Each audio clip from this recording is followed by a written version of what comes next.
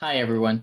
Welcome back to Bufnagle the podcast, where we explore entertaining and enlightening discussions of the adventure of life and all things good. From science and technology to history and philosophy to leadership and success. We hope to give you a better understanding of the world and skills for everyone to pursue their own adventure.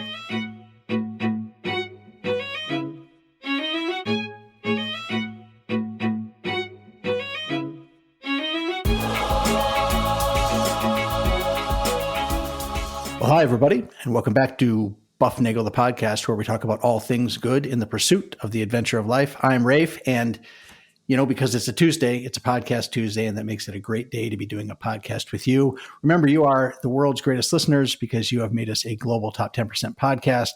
As usual, feel free to reach out to us at bufnagle@bufnagle.com. Remember, share the love, share the buff, give us a 5-star review, subscribe, hit like, smiley stars, whatever it is.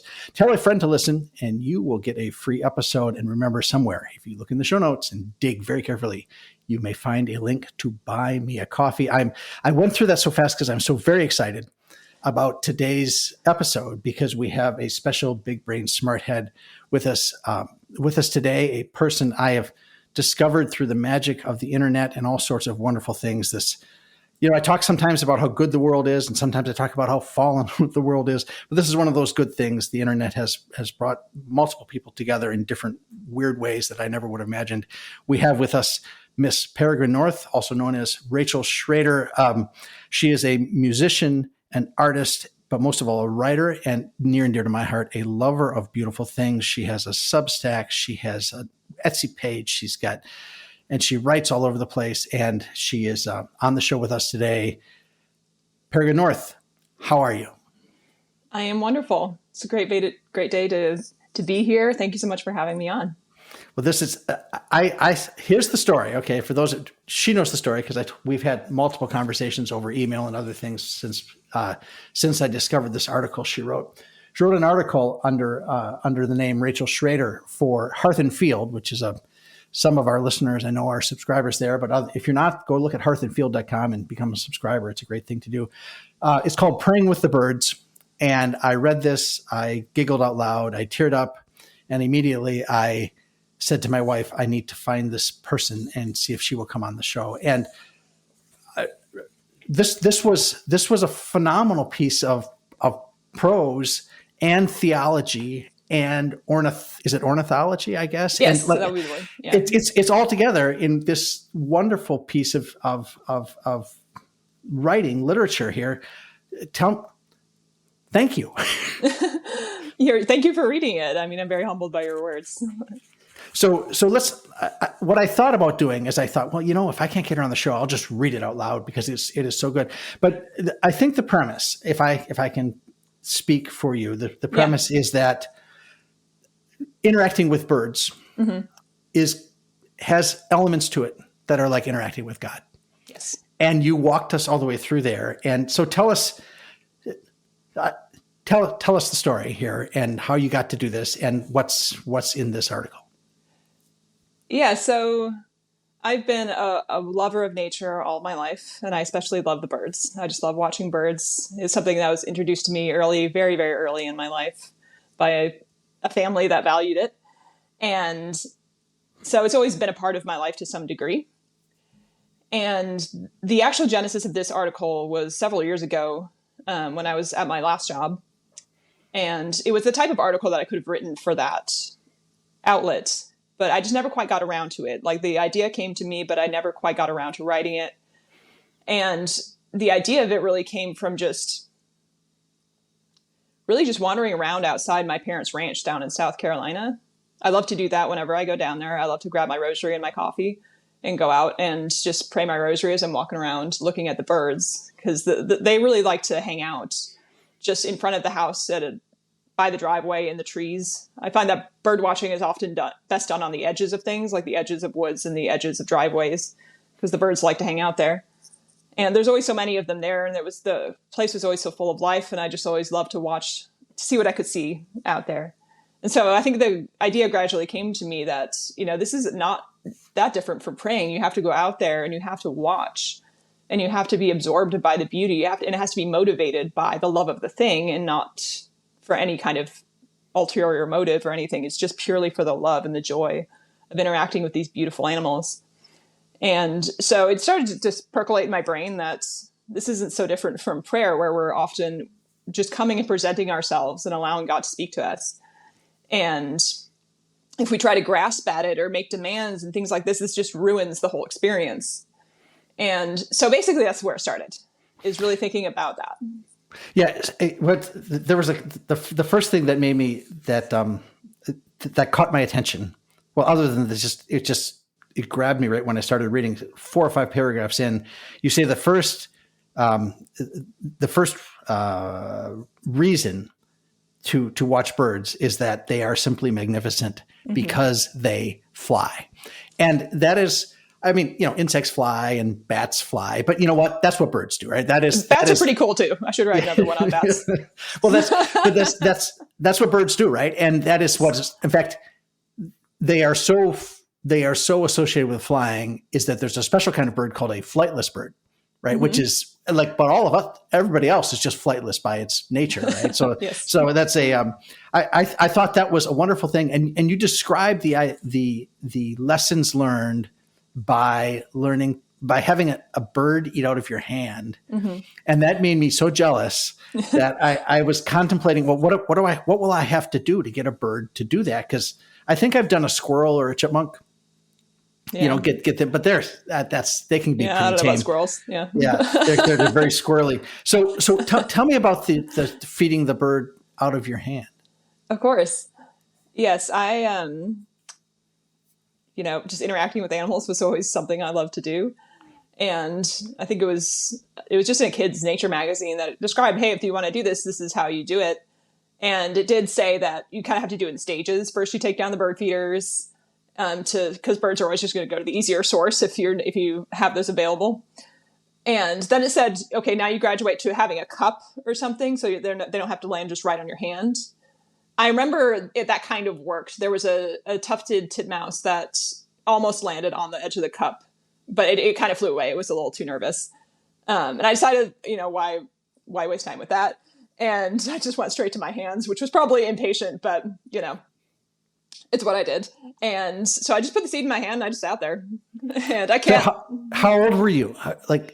Were you a little kid? Like 10, 12, or are you like 30? I was about 12, I think. Okay. Probably somewhere around there, between 10 and 12, I would say. And yeah, I just sat there, and it cracked me up that it was a chickadee that eventually came and landed on my hand. Because chickadees are they're so full of life. They're so spunky. My mom calls them cheeky chickadees because they're just kind of a little bold. They've just got this kind of sauciness to them that's fantastic. And so it was a chickadee that came and landed on my fingertips and picked out a seed, looked at me, and flew off. And at that point, so I got to think that my heart would be racing whenever the next step in the progression was made, right? So, one's coming close, or one landed on the bush over here, and he's on the table. It's like, I think I would be shaking so much to have that bird land on my fingers, and they must weigh nothing. Yeah, they weigh nothing. All those bones are hollow. Yeah, and it's just I just remember so much the feeling of his claws on my fingers. It's just like it's that touching something that you have no right to touch. It's just like that. I have no right to interact with a wild animal this way. He doesn't need to be here. And yet somehow I'm having this incredible experience. I'm actually getting to touch something that's wild, and that's completely beyond my universe. Well, and you write about that in this essay as well. You said that the comparison between our relationship with domestic animals and our relationship with wild animals. And I believe you said I don't remember what you said about domestic animals, but you said our interaction with wild animals is akin to our relationship with the divine. Yeah. So domestic animals, generally they're domesticated. And so they have an inborn affinity with humans. And so we don't really have to work on our relationship with them as much as we would with a wild animal. And they're naturally dependent. Domestic animals are naturally dependent on us. We feed them. They kind of, in a certain sense, they have there's a natural dependency there. And so And we have domestic animals around for a reason. We have them around because they give us milk or meat or something like that, or they give us companionship in the case of, dogs and things like that, or protection for our house. There's always kind of a give and a take with domestic animals. With wild animals, they're there, and like we can't have that kind of relationship with them. We have to forsake it and just have this more contemplative relationship with them. And they're there because they're beautiful, and we appreciate them. We want to interact with them because they are beautiful and because they're magnificent, and not because we're getting anything out of it. And the thing that we get out of it is really a spiritual thing. And that's why I say in the article, domestic animals really speak to material needs, whereas you might say that wild animals speak to more spiritual ones.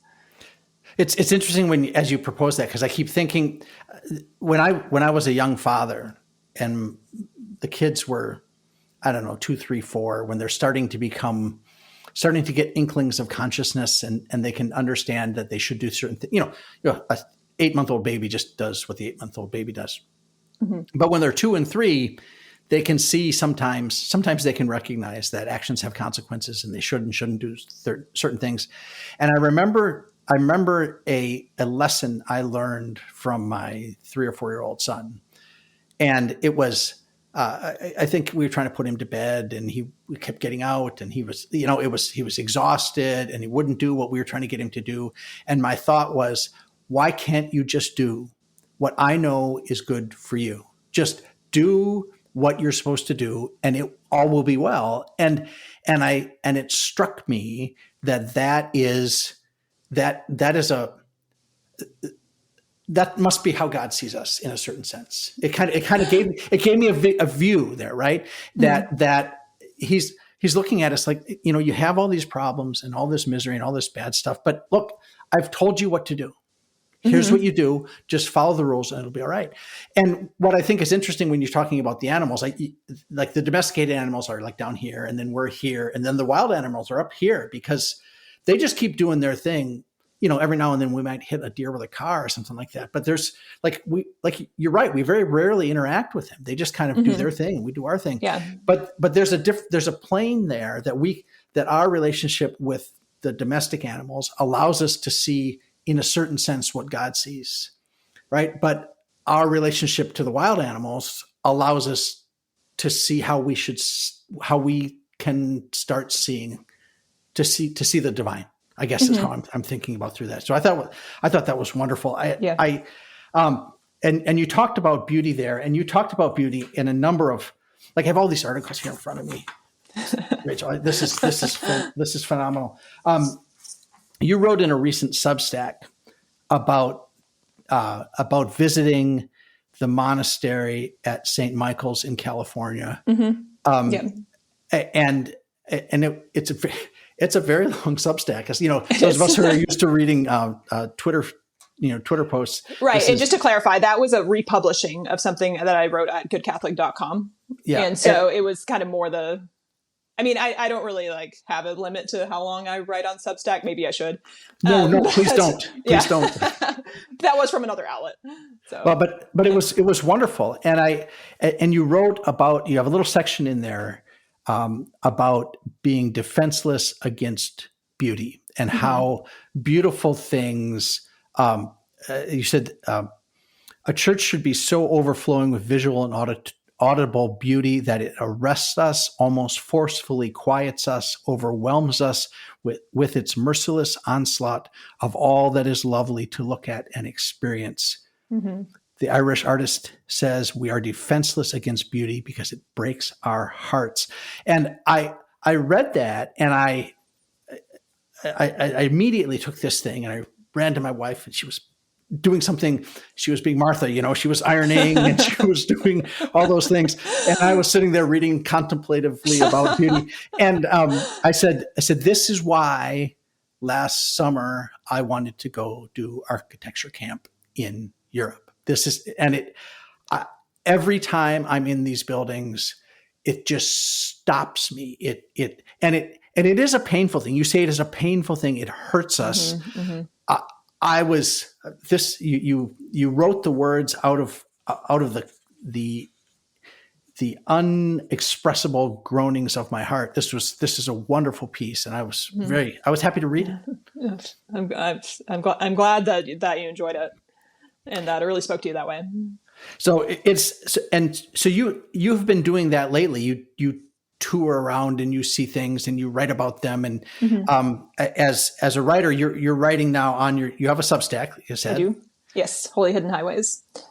Right under the name Peregrine North, yes. And because that's your professional name, yes, and you write a lot about this truth, beauty, and goodness stuff, which is the thing that fits well with us. So is this part of your upbringing? Is this part of your schooling? Is this part of, like, you got somebody spoke to you from a rock or a burning bush or something? Or where's all this coming from?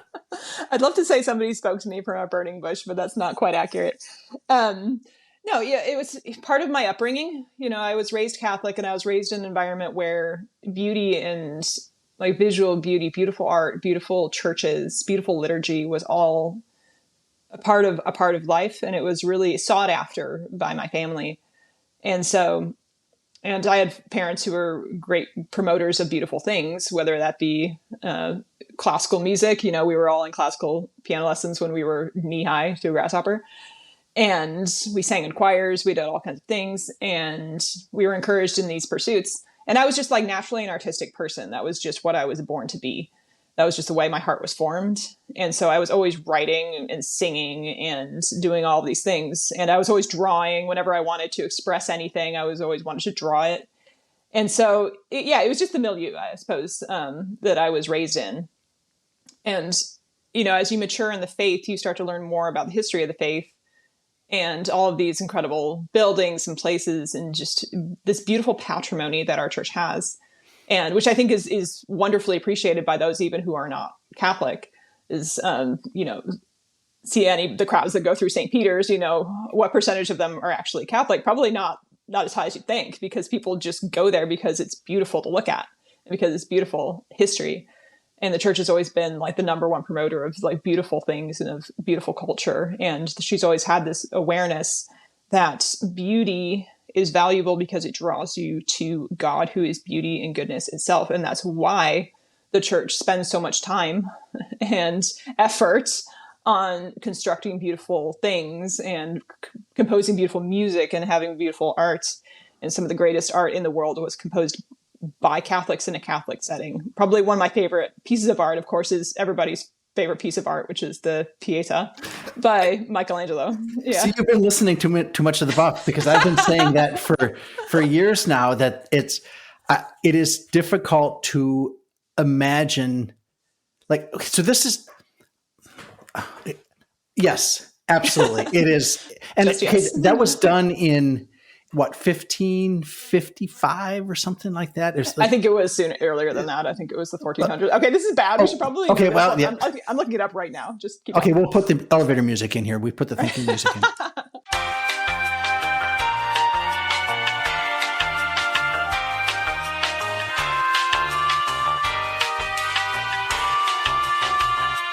Yeah, 1498, 1499.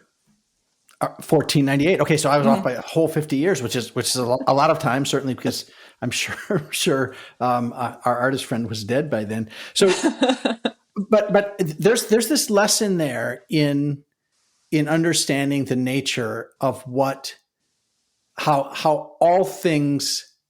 What do we say? God can use all things for the good. Mm-hmm. Okay, so you have a chunk of marble. And it's this rock. It's just a rock. All right. And there's a guy in Italy with a chisel and a hammer. He was 23 years old at the time. Yes. Yes. A young man. Yes. And he says, you know what? I think I can get something out of this. And it is, if you can take a rock and turn it into something that expresses a component of the human experience that you cannot express with words.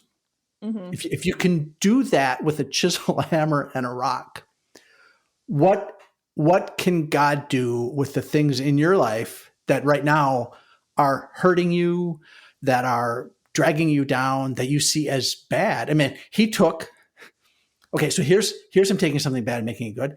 He took the death of his son on the cross and turned that into salvation of the world. And Yes. okay, so whenever I'm sitting there thinking, oh, this is not going well for me, this is not a good situation, I got laid off, I got I've been in a car accident, my girlfriend left me, whatever that is, how can that be? It can be made for the good. It can be made for the good. And you see that everywhere in art. Absolutely. And to linger on that point for a minute, that is one of my favorite, if I can say this, one of my favorite attributes of God is his providence, in the fact that he uses everything, absolutely everything in our lives, even the mistakes, even the missteps, even those things, he uses it to make our life better. And it's just, God doesn't just ask us to get over the past and forget about it. He's like, he says, I'm going to use everything that you have done to make your life better. And your life is going to be better because you made those mistakes, with the critical component that you convert, and that you are trying to live a good life, and that you are trying to do what's right in the moment. But if you have that spirit of conversion, of always trying to do God's will, then he's going to use everything in your life for your betterment and for the betterment of the world. And so God he's just never outdone, I guess, in creativity and generosity. And no matter what the devil does, he's always defeating himself, because no matter what he does, God's going to be able to use whatever he does, for his own purposes. That's like, the Harlem Globetrotters basketball team. You've heard of them, right? Mm-hmm. And they always play the Washington Generals. There's this traveling team with them, and the Generals always lose. I mean, that's kind of how it looks like to me. That's the story. There it is. He always, but typically he loses because of his own decisions and choices, and he doesn't do what he's supposed to do, and that's why he's not playing for the Globetrotters. It's so modern culture. Mm-hmm. I want to talk. One of the things I found when I was sleuthing you to get to try to get you on the show was a discovery of an article you wrote, In Praise of Inconvenience, Why Convenient Things Can Be Spiritual Robbery. Yes. And that is the thing, I guess you've stolen these ideas out of the inner workings of my heart somehow. And wow. so tell us about convenience being what aren't convenience things good? How can they be robbery of your spirit? Right. Yeah. So you need to really dig deep into like why we even espouse convenience, really. And I have to give a shout out to one of my best friends, Genevieve, who was actually my editor at Good Catholic for a long time. And I remember sitting in her kitchen in a small town in Pennsylvania, and we were talking about convenience. And she said, I'm convinced that if something is made purely for convenience, then it is not a good. Like, if it's only made because it's convenient, then it is not a good. And so that was really the seed that was planted in my brain that eventually grew into this article on In Praise of Inconvenience. And so the reason that we make convenient things is because they're fast and they're easy. Well, what's wrong with that? And I think it's important to go to there's a few different reasons why pursuing convenience is a problem. But one of them is the fact that, well, it's the why. Like, why do you need it to be easier and faster? What is it in your life that's kind of hounding you, that's forcing you, that's taking away your time and forcing you to spend less time on things that you should be spending more time on? Like, food is a great example, because that's one of the number one things we try to make more convenient all the time. And by the way, I am not a cook, really. Like, I can cook a tasty meal. I think everybody should be able to do that. But I'm not, like, my sister has all the cooking talent in the family. I can make something, but she's actually spends time on it. And, you can taste the difference of something that she's made. So I'm not somebody who spends a lot of time on cooking, nor has any desire to. Like, so you're not talking to somebody who's like dedicates hours and hours a week to cooking homemade meals. Sure. So you're not talking to somebody like that. You're talking to somebody who's losing my mind trying to organize 3 different streams of a professional life. I get it. That convenience is something that we sometimes reach for out of necessity, but I'm not saying that I have all the answers to like how to fix that. I'm just saying, kind of asking the question, well, why are we what is stealing our time? Like, why are we not dedicating time to the things we should be dedicating them to? Why are we giving time to other things? And so the fast pace of life and the fact that we're always so busy is kind of one of the big culprits, I think, in the convenience question, because we're always going somewhere, we're always having to do stuff, and it's crazy. And I feel like our lives are just getting busier and busier and busier. And so I think that's a problem. I think we need to dig to the roots of why we're always so busy and we don't have time to simply cook a meal or iron a shirt or steep a pot of tea or to literally do anything else. And so, yeah, so I think looking into the whys of that is an important way to kind of maybe start rebalancing our lives, if that makes sense. Yeah. So you asked the question, what do we sacrifice for convenience? And you say it often comes at the cost of three things: the quality, the hands-on experience, and the skill of the laborer. And you discussed in here, you punted the skill of the laborer to a future column because this already got to be. Oh, really? Did you? No, it'll be written on my Substack eventually. Yes, it will. So stay tuned for that one. Hey, when it gets written, we'll come talk about it here. Okay, right. So, but you said the quality of the item and the hands-on experience, and you talk about what you get by doing things like the hands-on experience, like chopping vegetables or doing those things by ironing a shirt, that there's value to be gained from them. And you list four things that you can get by actually taking the time to do it yourself. Yeah, exactly. Time management is something I'm also not good at. So I think we'd all use time management skills where it says, oh, it's actually going to take me an extra 30 minutes to make this meal. And therefore I need to plan for that. And so that's almost just a practical skill that everybody, I think we're all kind of bad at it to some degree. But I think it's funny how in an ordered life, these skills are naturally honed. Mm-hmm. And how when we start to get a disordered life, we lose just basic skills like time management. And it's slowing down, of course. Being able to slow down, I think, is just a relief for our brains and our bodies. The fact that we're not always rushing through things and that we can just relax for a minute, maybe put on a podcast, maybe listen to music while we're chopping vegetables, just make it more of a meditative experience. And actually focusing on our task. And instead of just rushing through it, and it's like, I am the worst for my brain moving on before my hands do. That's dangerous if you're using a knife. Very much so. I carry a tourniquet with me everywhere. It is. You can open an artery while chopping vegetables. Yes. It can happen. And you're just not going to end up with a good product, and you're just going to be frustrated the whole time if you can't just focus on what you're doing. And your senses are more fully engaged. And I go into this further in the follow-up article from this one about why it's important that our senses be engaged with what we're doing, because we live in an age where we're constantly, it's kind of a paradox, but I think that's part of the devil's plan, is that part of the paradox of modern life and the devil's, allurements is that it feels like he's always drawing us into a more sensual life. And he is to some degree, but I think his ultimate goal is to detach us from our senses. And so that we overuse them so that we're just constantly sating them and they're not giving us the information that they should be, because we are creatures of sense and we get to know God through our senses. And if the devil just constantly assaulting them and encouraging us to pursue them in a disordered way, then they're not going to perform their function. They're not going to actually lead us to God.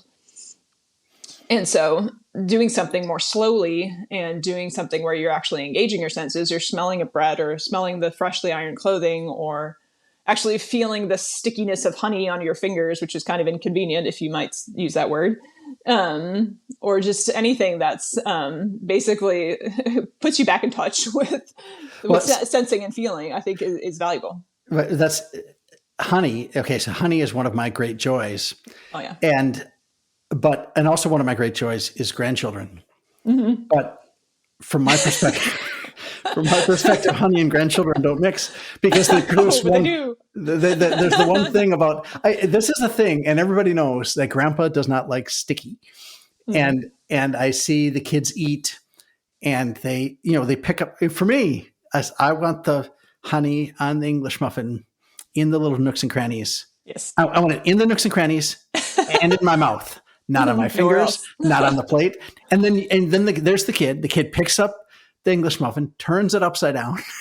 It's running down, the honey. Now the honey's warm, right? Because it's on the English muffin. Yes. It drips down onto the shirt. It misses the bib, gets on the high chair. It's just like, and then of course my wife and my daughter and my son-in-law all laugh at me because that's what children do. And I know they do that, but it doesn't mean I have to, and then they get up and they run around and then they touch my copy of La Pieta and it's everything's got fingerprints on it, but it's there. You hit on a number of things I find myself chasing, maybe not convenience so much as I'm going to call it efficiency. And I think that's, and for me, it gets really, there's two things, efficiency. And then I have this thing in my pocket that tracks my steps, and that's kind of a measurement for how fit I am, is how many steps I get, right? And so I'm always like trying to get lots of steps and lots of staircases, but I want to do it efficiently. So, I'll be cleaning up from the table and I'll have a box of cereal and a gallon of milk and an empty bowl at the end of this thing. And I think to myself, okay, so I can't carry all these things at once. So should I go return the box of cereal to the pantry and then swing by the fridge, put the milk away, come back? And I spend time contemplating the most efficient way to put these things away. And I found myself doing that. And I was like, this is nuts, man. I just put them away. It's, one at a time. And by the time, and I've learned that I spend so much time doing that optimizing, that if I wouldn't optimize, I'd be faster. So I chase that efficiency. And I think in a certain sense, I chase that convenience too, because if I hit Chick-fil-A and then the gas station, and then I can fill up and I can make a right turn onto the highway. We were just chasing this. And I don't drive the interstates as much as I used to, because I'm tired of that intensity, because it's an intensity that closes. You're right. It closes the senses. Right? You can't really sense that if you're at 75 miles an hour and all these other cars are doing. I mean, it's a thing. It's a high intensity experience, but that we absolutely are disconnected from. I think about that sometimes. Like, we don't appreciate how fast we're going on a highway and how dangerous driving really is. And it's interesting because when you do take a back road or something and you actually roll the windows down, like this morning, I rolled my windows down as I was pulling out today, because my windows were all just covered in like condensation and I couldn't see anything. That doesn't stop most of the drivers around here, I think. And the sun was shining on all the water and it was like completely blinding. So I basically put down all 4 of the windows, and I remember leaning outside my window just looking. I have to take this annoying left-hand turn out of my neighborhood against traffic to get anywhere. And I was just leaning out my window watching the traffic coming and I was thinking with this whole morning, like, how much more of it, just subconsciously, I was thinking how much more connected to the driving experience I was with the windows down, because, you actually see and feel the traffic that's coming towards you. You actually see and feel the sun coming in. You actually see and hear the things that are happening outside. It's not just this encapsulated kind of almost virtual reality experience that you have when you're just hurtling down the highway. So yeah, I understand that. Well, and I think the other, I've noticed like a real decrease in driving ability in other drivers. Now I may be doing it too. I'm more, but the number of people that follow me at 80 miles an hour on the highway, there's nowhere for me to go because there's semis on both sides of me, and they are so close I can't see them in the side view mirrors. You just see the grill right there. Yeah, seriously. Yes. And I'm thinking this isn't a video game. If you bump me, I'm going to go careening into this semi next to me, and I won't be able to just respawn back at the last exit. I mean, that will be game over, Xbox blue screen of death kind of thing. And right, yeah. So well, and it plays into the hurry. It's just sometimes I wonder, why are people in such a hurry? I understand that you're late for work, but whatever you're doing is not helping you get there faster. Right, and it's just causing chaos. And so just the incredible hurry that everyone is in, and the fact that everybody is on such a short fuse, and that everybody is so impatient on the roads, that I think it just speaks to the frenetic, the frenetic mindset that our culture is always encouraging. and very disconnected, right? I mean, if I'm locked in my car with the windows up and the air conditioner going and listening to the Buff, of course, because that sort of thing. But if I'm in there doing that and somebody else is doing something, I mean, they are completely disconnected from me as another human being. There's along the ideas of the convenience and the efficiency, there's a thing I've noted lately is that I guess I'm going to call it I don't want to say a consumerist mindset necessarily, but it's in the same realm, is there's not a problem that you have for which someone will not sell you a solution. Mm-hmm. All right. And I keep thinking about that. Maybe it's okay that sometimes we have some of these problems. Maybe it's okay that you have to, I don't know, soak your dishes for an hour before you put them in the dishwasher because instead of having the super high bleach Tide for your washing machine or something like that. It is so easy to do that. Certainly when you have an app on your phone and you can hit the button and it could deliver to your house the next afternoon. That seems to be a disconnected way to live. And I don't know, that's the first time I was able to put that into words like that. It's a problem for which they will not, everybody can sell you a solution. And I'm not sure it's a real solution. Maybe sometimes it's okay to step back and have to do it yourself. Yeah, absolutely. I mean, there's so much value. It's almost hard to encapsulate it in one conversation, the value of doing things. Because, I mean, obviously I go into it in a bit in the article, but actually being inconvenienced and actually having to do something teaches all kinds of things. It teaches patience. It teaches just a general calmness of spirit and going about the things that we want to do. It teaches quality, how to invest in the quality of something. And I think that word that you use, disconnected, is a really key one. The fact that we are living very disconnected lives. And I think that's a word that you will often see in places like Hearth and Field that are trying to get back to a more connected life where we're connected to the food that we eat. We're connected to the things that we do and the things that we make, or to the people that are in our lives. And I think kind of getting back to that connectedness, I think is huge. Yeah. Those things that you said that we might learn from doing things ourselves, those almost seem like they might be called virtues. Oh yeah. Go figure. Yeah. So, and amazing how they're built into everyday life, like how God in his providence builds those into our human existence and gives us opportunities to practice them just in our everyday lives. We don't have to even look for those opportunities, but we'll lose them if we're constantly trying to avoid them. Good point. All right. I'm good. We are, oh my goodness, look at this. We are at 37 minutes. Yeah. All right. So, I'm going to, so I want to make sure we summarize this well. Pray with the birds. Mm-hmm. It's okay if it's a little inconvenient. Yes. be more connected. Is there something that when Zach would do the show with me, Zach would say, what advice would you give our listeners about how to seek the good and live virtuously and flourish? What do you have a little thing, a pithy quote that you could give us that you would encourage them to do? I know I got you. I'm going to let you think here just a little bit because I didn't give you this up front, so you're thinking on the fly now. This is oral exams. This is what this is. Oh no.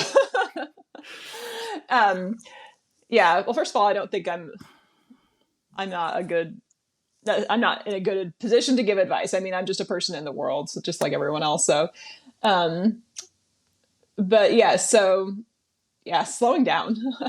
I think that's one of the big things. There's so much beauty to absorb in the world, and you don't have to be somebody with tons of free time or be a professional artist or somebody who has a lot of resources in order to enjoy the beauty that is all around you, because those little bits of beauty are our pathways to God. And people go out bird watching, but I don't actually go out bird watching very often. I just step outside my door and there's the birds come to me. It's the birds are everywhere. They're right outside your door, no matter where you live. And so I guess taking time for that quietness, for that peace, I think is something that no matter what our profession is or how busy our lives are, we can all take a little bit of time for that. And I think that's a thread that often runs through, not just my articles, but so many of the so many of the great, great writers who are putting out great content today, I think we're all kind of agreeing on that point, is that we live in such a rushed and superficial and fake society, a society of virtual reality, where we're so disconnected from our senses. We're disconnected from everything that we do. Even our work so often is very disconnected. And so I guess getting back in touch with, just being more connected. And even if you live a busy life, even if you live in a city, even if the circumstances of your life mean that you can't be a professional agrarian or anything like that, I think we all have opportunities to, I guess, to let that beauty in, to let that peace in. And I think God, if we just give God this tiniest bit of space, he'll work with it, and he's of infinite size, he's of infinite magnitude, and he'll take that small space and expand it. So, and turn all things for good. Mm-hmm, absolutely. Well, that's wonderful. All right, Peregrine North, thank you very much for coming on today. It has been absolutely a joy of mine. The rest of you guys know what to do. Seek the good, live virtuously, and flourish, and enjoy the adventure of life.